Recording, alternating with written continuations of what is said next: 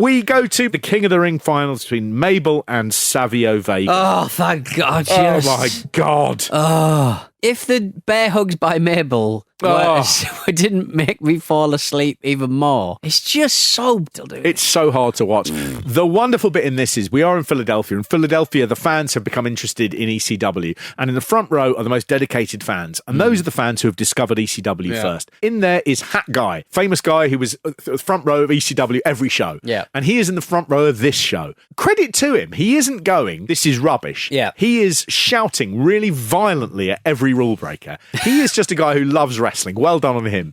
But what happens is, during this match, a sudden chant breaks out of ECW from the fans. Right. And Vince McMahon, after 2 hours of just everything dying in the room, they start going, ECW, ECW. And Vince McMahon suddenly goes, oh, listen to this. And he suddenly realises what they're saying. And he just has to go, right, carry on. Don't listen to this. Don't listen to that. Just let's get back to the match and stop being stupid.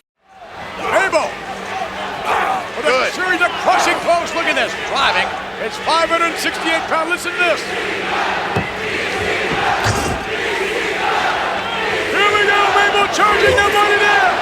Roll up. This. 1, 2. He got him. He got him. No, he didn't. Almost. The public support is a new thing, really. You never heard chants of WCW at WWE events. And so suddenly you have this tiny organisation that people are chanting for. Vince McMahon just listens and goes, okay, that's interesting. Why are they doing that? He would have a working relationship from this year on with Paul Heyman's ECW. There would be mini invasion type angles that took place in 1996 and 1997. So this may have been the moment that Vince McMahon realises that this isn't just some Timple organisation. This is an organisation that people will come to WWF and they will chant during one of his biggest matches of the year. And that's a fascinating little historical moment. Again, ECW, as we go into the Attitude Era, ECW becomes a real pioneer in what happens with WWF and WCW. Hi, Kim Inigza here from Guadalajara, Mexico. Just a reminder that this YouTube, the WrestleMania YouTube, is a mere morsel, an advert, if you will, compared to all the good stuff you get over on patreon.com/WrestleMe. My good friends Pete and Mark go through pay-per-views, both new and old, on the podcast every single week. They do phone-in shows, an incredibly detailed newsletter that Mark writes. The WrestleMe Patreon is where you need to be. It is disgusting. Go there now, patreon.com/WrestleMe. Oh, my back! Mo attacks Razor Ramon after we have this terrible, awful match, which Savio Vega loses. All of the non-existent steam coming out after this run of the underdog, the plucky underdog, who has had to fight 4 matches in a row, and then he goes up against Mabel, who's done 1, and Mabel wins. What was the point of any of this? It is funny to think that, if you did that angle today, you probably would create a bit of a star. But here, people are just like, I don't care for anyone. I just do not like anyone. The attack on Razor Ramon, who has the legitimately injured ribs, Mabel goes up onto the second rope, and he has to sort of swing off to do an elbow drop. And it's one of those moves that is both really badly done and therefore looks quite brilliant. Because it's a bit out of control and he doesn't really know what he's doing. And it looks crap and amazing. It's just the only way to describe it. Outruns the 1-2-3 kid back from an injury. He kicks Mabel, then gets squashed. Again, why wasn't he on this show? Someone who can actually do something astonishing. On comes the coronation for Mabel, and they stick the robes on him. And again, he's such a big man that when he puts the robes on, you destroy a bit of kayfabe. Because what they should have been is they should have been robes that were too small. Yes. And you then could have had him the following week going, you show me no respect. Bring forth my robes. And there's another 10 minutes of pointless television. Instead, he has these robes which fit him. Yeah. Anyone else would have been drowned in it. So you made the big robes just for Mabel. So you thought that either Mabel or Yokozuna were going to win. That's what you're saying. Just nuts. Mo reads the scroll. The only thing he does in this WWE run, hear ye, hear ye. And he's doing it a bit too slowly because the fans' reaction is so big. It's genuinely negative. And I think Mo is thinking, this is great heat. Yeah. So what I'll do is I'll slow down and let him really whip himself into a frenzy. He slows down so much that Vince McMahon at one point just goes, oh, will you wrap it up? There is just proper go-away heat. Mabel himself cannot stop. almost smiling. And again, in a shoot interview, he was talking many years later and just going, wow, I mean, the heat we got, they didn't realise what sort of heat it was. And it was the heat was fans rejecting what they were being given. One of the very few times in this period as well where fans begin throwing rubbish at one of the wrestlers, and that's Mabel in the middle. Yeah. At one point, a beer can bonks off his head and everyone cheers. And Mabel, he says in the shoot interview, he said, I wanted to smile with everybody else on that. And I think the problem is what you're seeing there is a total rejection of what he is. He isn't part of this thing where you're going, I'm doing what these people want. He was doing what the people didn't want. And I don't think he ever quite realised that.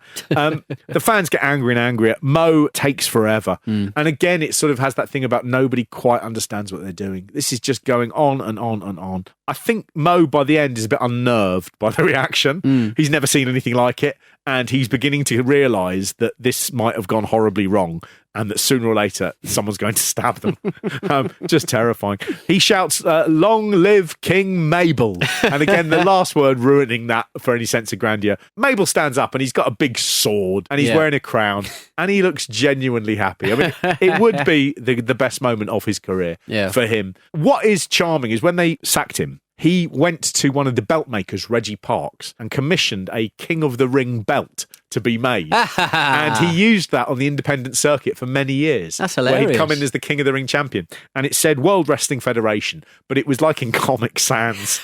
And then it had the King of the Ring logo on it. Wow. And he would take that around with him everywhere he went. So he was very proud of that win, possibly in a way that no other winners were. Yeah, okay. And stuff like that makes my heart swell a bit. And I go, I like the fact that you were a fan of this. Very sweet. Oh, wow. We cut to Jerry Lawler vomiting into a sink. Something he's probably spent quite a lot of the last year doing through nerves. That is an atrocious looking sink. It is. And the sick is genuinely realistic looking. It is. They describe it as soda. I believe it's Coke. So it's Coke and graham crackers mashed up. And he goes, Right. So you get those lumps that stick. That is one of the best things in the show. I go, genuine thing there that I go, if I see Coke and graham crackers, I know I can make legitimate looking sick. And then we get Stephanie Weand doing a little interview with Psycho Sid, the Native American Tatanka. They're very keen to bill him as the Native American Tatanka, right? Because they don't want you to think he's not Native American. They're becoming a bit more aware of stuff at this point. He looks so young because Tatanka's got like this. He's got the same face, but it's just extended out different directions. And he looks quite handsome here. He looks dashing. And he's also, this is one of the few times he actually does, and not compelling, but a sensical sort of little bit of speaking. He conducts himself well. There's almost that thing slightly of people like Tatanka. Here he has found himself in the main event of a pay-per-view. And so I think he is probably thinking this is the important moment where I've got to do this as well as possible. He just is one of the most boring wrestlers of all time.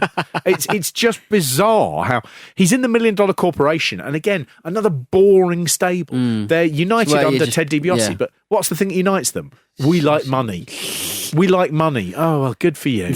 What a great character note. You know, if you're not Scrooge McDuck and you overplay it, if you're just someone who's like, you know, I love being paid for what I do. Yeah. Well, that's communism. You know, I mean, exactly that. Good man. I very much like the fact that Psycho Sid, for me, fell into almost doing a good promo and then fell back out of one and then back in and then out. He just couldn't stay on that horse. I was like, oh, come on, And Sid. there's a bit where he goes, this is going well, and he's talking about Diesel's elbow, and he goes, I heard it. I heard it. Crunch, crunch, crunch. I'd like to, but Stephanie, if I could have just 1 second of your time to make a reminder.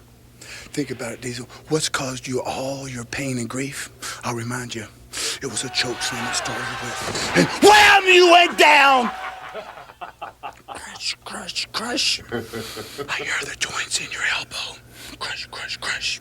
And then you were 10 feet in the air. And you were dropped. And then crush, crush, crush. He goes, I hear your elbow, I hear your soul. You would hold your mother for help. And who does he hold for help now? Bam Bam Bigelow. And I thought, again, in this situation, I would rather have Bam Bam Bigelow for support than my elderly mum. But the crunch bit, I love crunch.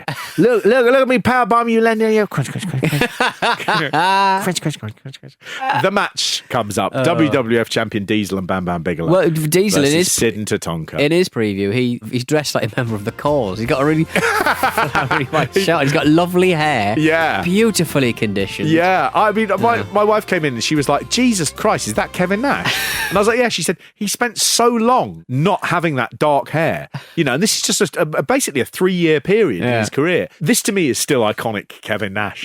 He is beginning to become fun Diesel. And he is beginning to let the Kevin Nashness come out of Diesel. So when he comes down to the ring, he's all like pointing at his elbow going, oh, it's fine. It's fine. And I love watching how warm he is. Yeah. And how he's becoming this sort of, again, bringing the real Kevin Nash into a character which is a bit one-dimensional.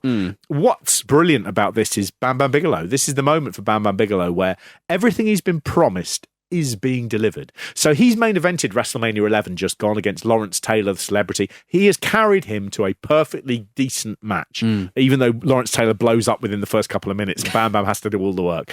And so he has been rewarded by the WWE who say, we are going to push you as a big babyface main eventer. And wonderful news, apart from the fact that Bam Bam is not very popular with Shawn Michaels. So Shawn Michaels believes that he is the star of WrestleMania 11 with Diesel. That should have been the main event. And that Bam Bam has sneaked his way into main eventing it and is getting all the credit and doesn't deserve it. So he will spend months just constantly telling everyone that Bam Bam Bigelow can't work, he shouldn't be there, he's fat, he's useless, and it works. So after a couple of months, Bam Bam Bigelow is gone.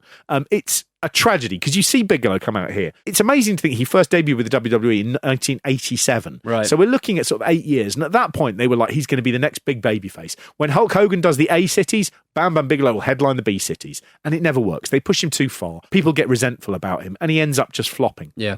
He's got his second chance here. And he comes out and he's got this sort of new little waistcoat. It's like those spitting dinosaurs in Jurassic Park, isn't it? It's very much kind of very colourful. Like that. It's got a little nod to Bull Nakano as well, which is his sort of Japanese experience. And he comes out and again, a lot of people on this show can't stop smiling. Mabel unprofessionally. But Bam Bam Bigelow, you can see he can taste this and that this is the future for him. Yeah. And he's hopeful about it. And he works hard in this match. Sid is naturally appalling. His music as well is really fucking horrible, really horrible to listen to. Tatanka is bad. Diesel is really lazy in this match. He is not going to work hard. I was like, again, because I like Kevin Nash because I know what he's done afterwards, and he seems like an all right chap. But like, I just think, is Diesel actually bad at wrestling? I'm not sure. He is. He was certainly at one period the least successful WWF champion of all time. Yeah. He is the champion at a point where the business is going down the toilet, and he is holding the can on that. Slightly the reason why Shawn Michaels isn't over keen to take the belt back, because things are going so badly. He doesn't want to be seen as the guy who was in, basically at the nadir of the whole. Exactly. You don't want to be the guy who was left holding the bucket. So he's very keen for his good friend to keep that belt for a while they write everything, and hopefully, when it picks up, he'll be champion again. But this match itself, I mean, I felt for Bigelow knowing what would happen because he really works hard in this, and it's just it's a dismal match. Again, the people he's matched up against. What can you do with Tatanka and Sid? What could you do? And the other thing is that people obviously think that Diesel is a much bigger star, so they're more excited to see him. And Bam Bam is stuck between all of these different unlucky things that just mean that what is going to be really his biggest night, probably of his career, is actually the beginning of the end. Yeah. And it's just, it's what a disappointing way to end the worst pay-per-view you've ever watched. To see the one guy who is trying hard.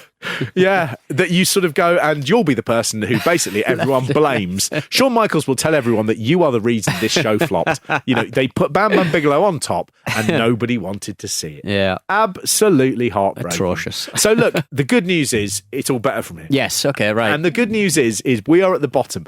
It is a thrilling period that I think if someone said to you, you could work in any period of wrestling, it'd be very easy to say, I'd like to work WWE when they do national expansion, or I'd like to do it, when, The Miz was riding high as WWE champion. I can't imagine a better time to have worked in this business than coming in the day before this show. Yeah. That would be the dream. Yeah. And getting to watch how it all, by total fucking accident, turned into $1 billion businesses is just the most thrilling period. What's fun is that WCW are in a similarly bad position. And again, they don't know that a year away is salvation. 1995 is the year that both WCW and WWE could have just shut up shop. And instead, they will go on to a success that no wrestling company has ever seen before or since. Thrilling Peter! Lovely old job.